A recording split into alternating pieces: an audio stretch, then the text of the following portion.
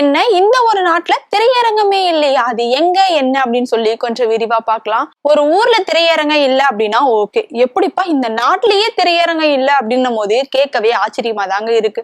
இப்படியெல்லாம் எப்படி இருப்பாங்க அப்படின்னு கேக்குறீங்களா? அது ஏன் அப்படின்னா அந்த நாட்டுக்கு அது ஒரு கலாச்சாரமாங்க.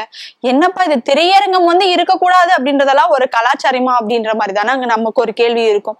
ஆமாங்க, அவங்களோட கலாச்சாரத்தை அவங்க ஃபாலோ பண்றாங்கன்னா அவங்க கலாச்சாரத்துக்கு எந்த ஒரு கெடுதலுமே இல்லாம நாங்க ஃபாலோ பண்ணுவோம் அப்படின்ற மாதிரி அந்த மக்கள் சொல்லியிருக்காங்க.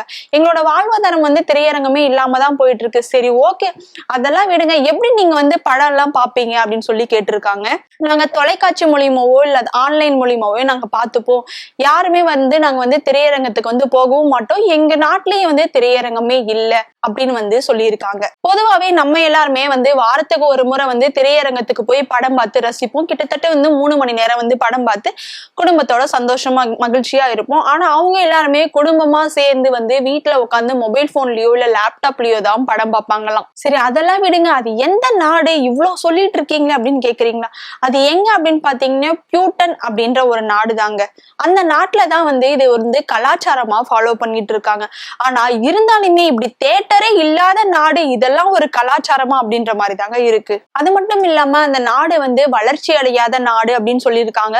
இதே பல ஆண்டுகளுக்கு முன்பு அந்த நாடு அவ்வளவு அழகா இருக்குமோ, அது ஒரு பசுமை நிறைஞ்ச நாடா இருக்கும் அப்படின்ற மாதிரி சொல்லியிருக்காங்க. சோ அந்த பசுமை நிறைஞ்ச அந்த நாட்டுல பாத்தீங்க அப்படின்னா அவங்களோட வீடுகள் அவ்வளவு அழகா இருக்கும். பார்க்கவே ஒரு அரண்மனை காட்சி மாதிரி இருக்கும். சோ அப்படி இருக்கிற நாட்டுல இப்படி திரையரங்கமே இல்லை அப்படின்னு சொல்லும் போது ரொம்ப ஆச்சரியப்பட வேண்டிய ஒரு விஷயமா தாங்க இருக்கு. சோ இந்த மாதிரி நம்ம ஊர்லயோ இல்ல நம்ம நாட்டிலயோ திரையரங்கமே இல்லை அப்படின்னா நம்ம என்ன பண்ணுவோம் அப்படின்னு சொல்லிட்டு மறக்காம கமெண்ட் பாக்ஸ்ல கமெண்ட் பண்ணுங்க. இது வரைக்கும் நம்ம பல நாட்டுல பல ஊர்ல பல கலாச்சாரங்களை ஃபாலோ பண்ணி நம்ம பார்த்திருப்போம்.